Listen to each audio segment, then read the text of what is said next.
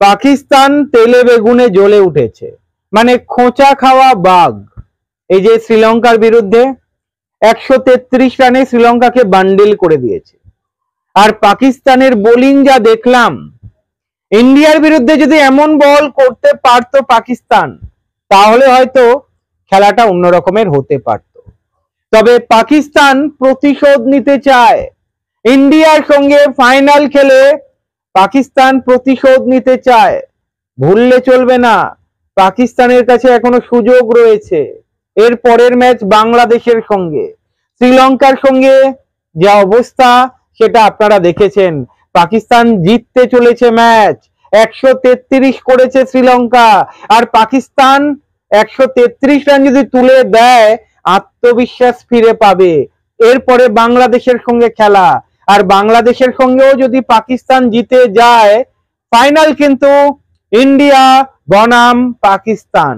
এবং ফাইনাল কিন্তু তাহলে আরো জমে যাবে। ফাইনাল বলে কথা। ইন্ডিয়া এশিয়া কাপে পাকিস্তানকে গুনে গুনে দুবার হারিয়েছে। ফাইনালে যদি ইন্ডিয়াকে পাকিস্তান হারিয়ে দেয়, তার মানে বুঝতে পারছেন প্রতিশোধটা কোন লেভেলে নেবে। তবে অন্যদিকে বাংলাদেশও আশার আলো দেখছে। বাংলাদেশ ইন্ডিয়াকে হারিয়ে ফাইনালে উঠবে, মানে ফাইনাল হবে বাংলাদেশ বনাম ইন্ডিয়া। বাংলাদেশের মানুষরা আশায় বুক বেঁধেছে। এশিয়া কাপে আবার খেলবে। 3 বার এশিয়া কাপের ফাইনালে উঠেও বাংলাদেশ জিততে পারিনি। এবারে কি হবে? ইন্ডিয়ার বিরুদ্ধে কি জিততে পারবে? পাকিস্তানের বিরুদ্ধে কি জিততে পারবে?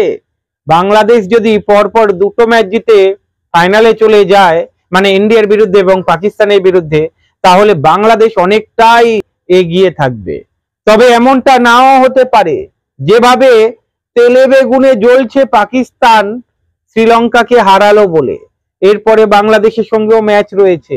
যদি পাকিস্তান শ্রীলঙ্কা এবং বাংলাদেশকে হারিয়ে ফাইনালে যায়, তার মানে পাকিস্তানের কাছেও কিন্তু আত্মবিশ্বাস ফিরে আসবে। ফাইনাল জমে উঠতে পারে। আপনাদের কি মনে হয়, ইন্ডিয়ার সঙ্গে ফাইনাল কোন দলের হতে চলেছে? পাকিস্তান নাকি বাংলাদেশ?